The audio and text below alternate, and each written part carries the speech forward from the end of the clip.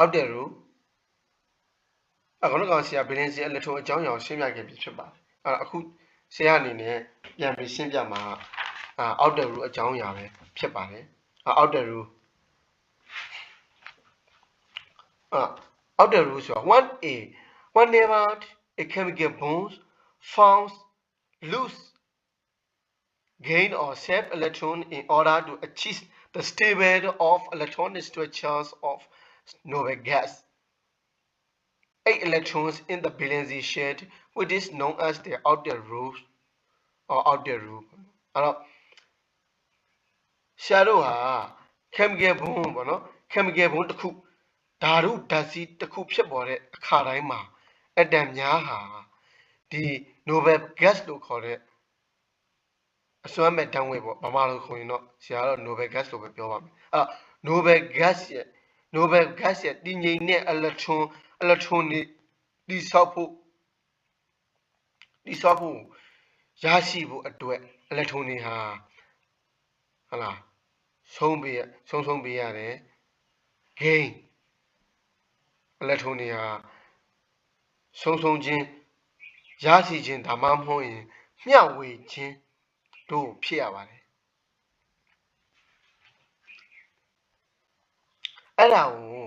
outer room valency shell မှာ electron ရှလုံးရရှိတယ်အဲ့ဒီဟာကို outer room လို့ခေါ်ပါတယ် outer room ဆိုတာစစ်ခုရှိပဲဖြစ်ပါတယ်ပြန်ပြီးဆက်ရှင်းပြပါမယ် whenever a chemical bond forms atom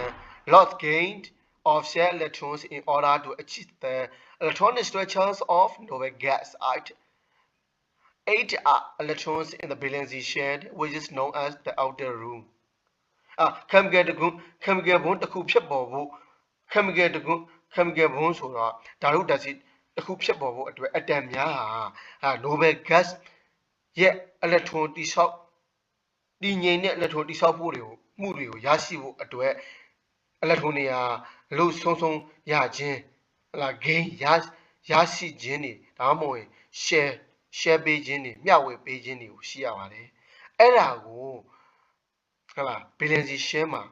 electron ရှစ်လုံးရှိပါတယ်အဲ့ဒါကို outer room လို့ခေါ်ပါတယ်အားလုံးနားလည်ကြလိမ့်မယ်လို့မျှော်လင့်ပါတယ်နောက်တစ်ခု however there are a few exceptions found with elements of the second period of the periodic table when there are an off number of valency electrons too few valency electrons or too many valency electrons ဟောဘယ်လိုပဲဖြစ်စေပေါ့မည်သို့ပင်ဖြစ်စေကမူဒီ periodic table လို့ခေါ်တယ် periodic table ရဲ့ second period မှာdrug တွေဟာ periodic table မှာရှိတဲ့ second period မှာရှိတဲ့ drug များမှာ valency electron မာဂိန်းအရေအတွက်က electron နည်းလွန်ခြင်းဟုတ်လားဒါမှမဟုတ်ရင်များလွန်ခြင်းတွေကိုချွင်းချက်အရာတွေ့ရှိရပါတယ်ပြောမှဆိုရင်တော့ဒီ periodic table မှာရှိတဲ့ဒီ second period မှာရှိတဲ့ drug တွေရဲ့ဒီမာဂိန်းအရေအတွက်ရှိတဲ့ valency electron ရှိတဲ့မာဂိန်း valency electron ကမာဂိန်းရှိတဲ့ဟာတွေဟာနည်းလွန်ခြင်းဟုတ်လားများလွန်ခြင်းတွေကိုချွင်းချက်အရာတို့ကတွေ့ရှိရတယ်ဒါကပြောရမယ်ဆိုရင်ပေါ့နော်ချွင်းချက်အရာတွေ့ရတယ်နောက်ပြီးတော့ additionally ဒါပြင် the outer rule does not apply to develop elements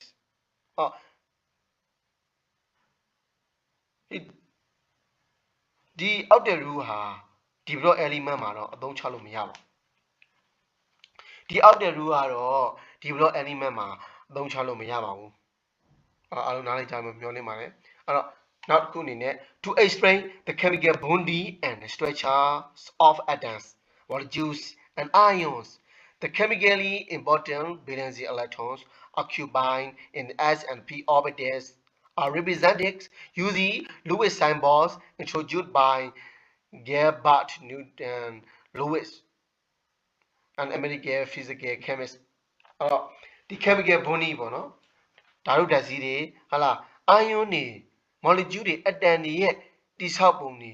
ဓာတုဓာတ်စီးတွေကိုရှင်းပြဖို့အတွက်ဟာလား S နဲ့ P ဆိုတဲ့ဟာလားပတ်လန်းဝဲပေါ့နော် electron atom တစ်ခုမှရှိတဲ့ S နဲ့ P orbital လို့ခေါ်တဲ့ပတ်လန်းဝဲမှာဓာတုဗေဒ ဆိုင်ရာဘီလင်စီအရေးကြီးတဲ့ဘီလင်စီအလက်ထရွန်တွေကိုတို့ကလူဝစ်ဆိုင်ပေါ်သင်္ကေတအနေနဲ့တို့က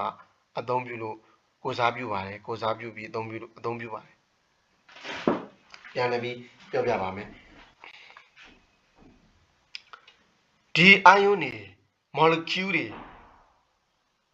အတန်တွေရဲ့တိဆောက်ပုံတွေနဲ့ဟလာ chemical bonding လို့ခေါ်တဲ့ဓာတုဓာတ်စီးတွေရဲ့ဟိုရှင်းပြဖို့အတွက်ဟလာ H နဲ့ p orbital ပတ်လန်းခွဲပေါ့ H နဲ့ p ပတ်လန်းခွဲပတ်လန်းခွဲ subshell ပေါ့ပတ်လန်းခွဲမှာရှိတဲ့ဓာတုဗေဒဆိုင်ရာအရေးကြီးတဲ့ valence electron တွေကိုဟလာလူဝက်ဆိုင်ပေါ်ဟိုအသုံးပြုပြီးတော့ကိုစားလူဝက်ဆိုင်ပေါ်နဲ့ကိုစားပြုပါတယ်အဲ့ဒီလူဝက်ဆိုင်ပေါ်ကိုတော့ဟလာ Gablet Newton American physical chemist ပညာရှင်ကတွေ့ရှိခဲ့တာဖြစ်ပါတယ်ဒီမှာ the Lewis symbol for some elements from the second period of the periodic table အဲ့တော့ periodic table ဒုတိယမြောက် periodic table မှာ period မှာ second period မှာအချို့ element ဓာတ်စဉ်အချို့ကိုLewis symbol အနေနဲ့ဟလာပြထားတာရှိပါတယ်ဒီမှာပြထားတာရှိပါတယ်ဒါကိုကြည့်လို့ရပါတယ်ဆက်နောက်တစ်ခေါက်အနေနဲ့ပြန်လဲရှင်းပြပါမယ် outer rule ဆိုတာ when a chemical bond forms at the loose gate or cell electron in order to achieve the stable electronic structures or noble gas i.e. electrons in the valence shell which is known as the outer rule အဲ့တော့ဒီ chemical bond တွေဖြစ်ပေါ်ဖို့အတွက်အတန်တစ်ခုမှာအတန်တွေမှာ sorry အတန်တစ်ခုမှာအတန်တွေမှာဟုတ်လား noble gas ရဲ့ electronic တည်ငြိမ်တဲ့ electronic structure တွေကိုရရှိဖို့အတွက်ဟုတ်လား valence shell ဟာရရှိရပါတယ်တဲ့အဲ့ဒီခါမှာ valence shell ဟာ electron ရှစ်လုံးရှိပါတယ်အဲ့ဒါကို outer rule လို့ခေါ်ပါတယ်စစ်ခုစီဘာမှလို့ outer rule ဟာစစ်ခုစီလို့ခေါ်ပါတယ်အဲ့တော့ outer rule လို့ခေါ်ပါတယ်တဲ့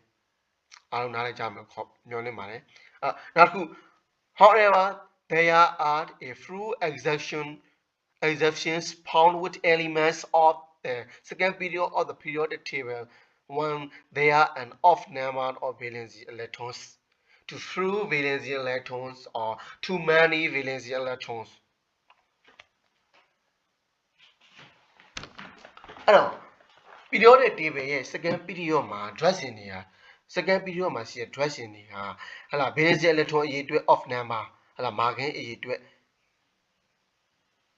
တွေဟာဟလာ two few valence electron အလုံးကိုနည်းလွန်ခြင်းများလွန်ခြင်းကိုtoo many valence electron valence electron တွေနည်းလွန်ခြင်းဟလာများလွန်ခြင်းတွေကိုအချုံးချက်အရာအနည်းငယ်တွေးရှိရပါတယ်ဒီ periodic table second period မှာတွေ့ရှိရပါတယ်additionally the outer rule does not apply to developed elements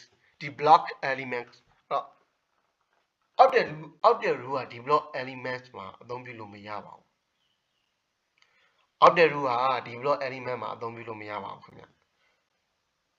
To explain the chemical bonding and structures of atoms, molecules, and ions, the chemically important valence electrons occupied in S and P orbitals are represented using Lewis symbols introduced by Gablet Newton Lewis and American physician chemists. အဲ့တော့ဒီ ion တွေ molecule တွေ atom တွေရဲ့ structure တိဆောက်ပုံတွေနဲ့ဟလားဓာတုဓာတ်စီးတွေကိုရှင်းပြဖို့အတွက် H နဲ့ P လို့ခေါ်တဲ့ subshell ပတ်လန်းခွဲ H ပတ်လန်းခွဲ P ပတ်လန်းခွဲမှာရှိတဲ့ valence ဓာတုဗေဒဆိုင်ရာအရေးကြီးတဲ့ valence electrons တွေကိုတို့ကလူဝက်ဆိုင်ဘောနဲ့ကိုစားပြုပါတယ်ဒီလူဝက်ဆိုင်ဘောကိုတော့ American physical chemist ပညာရှင်ဟုတ်လား Gablet Newton Lewis ကတွေ့ရှိခဲ့ပါတယ်ဒီလူဝက်ဆိုင်ဘောကိုတို့က periodic table ရဲ့ second period မှာအချို့ dressing တွေကိုဖော်ပြထားတာရှိပါတယ်အားလုံးဆရာရဲ့ဟာလာ outer rule ရဲ့ရှင်းပြတာကိုကျောင်းသားကျောင်းသူများအားလုံးနားလည်ကြလိမ့်မယ်လို့ကြီးစုသူအားလုံးနားလည်ကြလိမ့်မယ်လို့ဆရာအနေနဲ့မျှော်လင့်ပါတယ်အားလုံးကိုကျေးဇူးတင်ပါတယ်ဆရာရဲ့ဟာလာဆရာမျိုး YouTube channel မှာအပြည့်စုံတင်ပေးထားပါတယ်ဆရာမျိုး YouTube channel မှာဝင်ရောက်ပြီးတော့ကျေးဇူးနိုင်တယ်လို့ ဟလာ Facebook page မှာလည်းဝင်ရောက်ကြည့်ရှုနိုင်ပါလေတက်တော်မှာလည်းတင်ထားပါတယ်အားလုံးကိုကျေးဇူးတင်ပါတယ်အားလုံးကျမ်းပါကြပါ